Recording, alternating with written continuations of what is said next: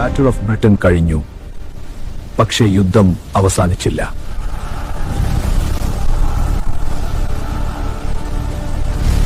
Germany ഇപ്പോൾ നഗരങ്ങൾ തന്നെ ലക്ഷ്യമാക്കി ആക്രമണം തുടങ്ങി.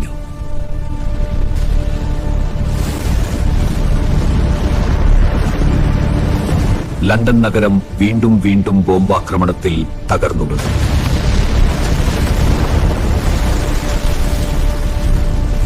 ബോംബാക്രമണത്തിനിടെ ബ്രിട്ടന്റെ നഗരങ്ങൾ തീയിൽ മുങ്ങി. ജനങ്ങൾ ജീവൻ രക്ഷിക്കാൻ തെരുവുകളിൽ ഓടുകയായിരുന്നു. ഭൂഗർഭ സ്റ്റേഷനുകൾ അവരുടെ അഭയകേന്ദ്രമായി മാറി.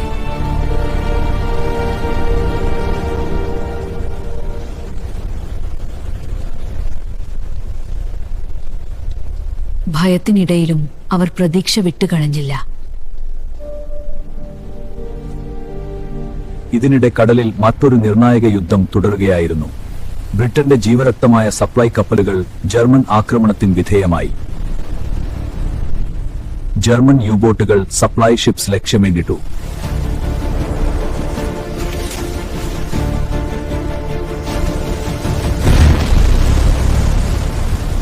ഒരു കപ്പൽ മുങ്ങുമ്പോൾ ബ്രിട്ടൻ ബലഹീനമായി.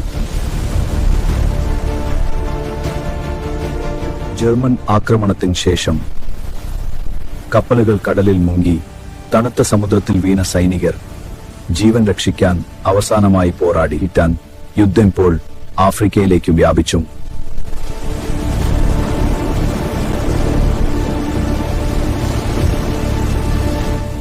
മരുഭൂമിയിൽ കടുത്ത പോരാട്ടം തുടർന്നു.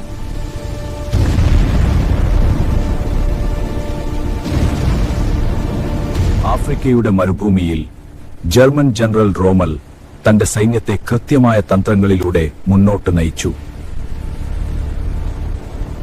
ബ്രിട്ടൻ ശക്തമായി തിരിച്ചടിച്ചു.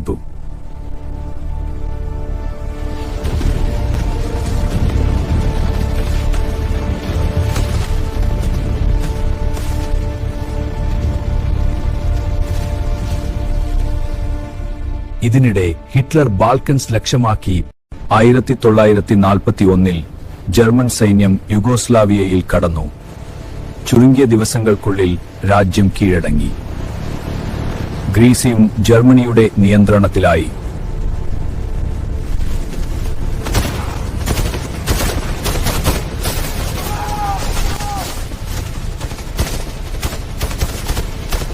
ക്രീറ്റിൽ ആകാശത്തു നിന്നുള്ള ആക്രമണം നടന്നു.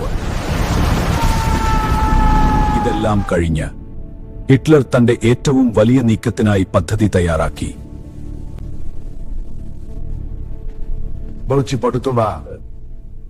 ഒരു വലിയ അധിനിവേശത്തിനായി സൈന്യമൊരുങ്ങി.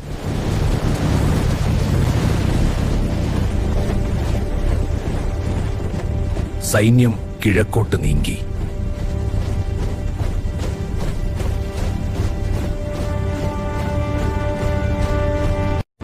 ലക്ഷ്യം ഇനി വ്യക്തമായിരുന്നു: സോവിയറ്റ് യൂണിയൻ.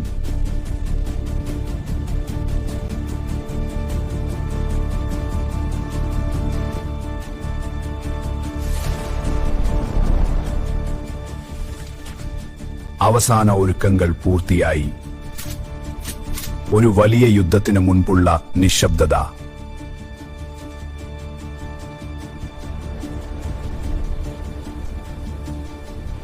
യുദ്ധത്തിന്റെ യന്ത്രങ്ങൾ ഉണർന്നു. ടാങ്കുകൾ മുന്നേറ്റത്തിനായി തയ്യാറായി.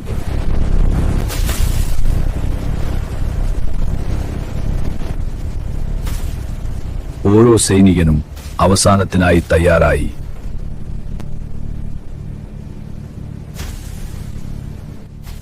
1941 ജൂൺ, ഒരു പുതിയ പ്രഭാതം.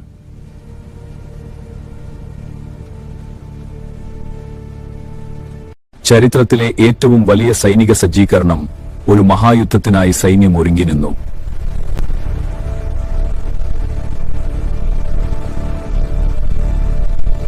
അടുത്ത നിമിഷം എല്ലാം മാറും.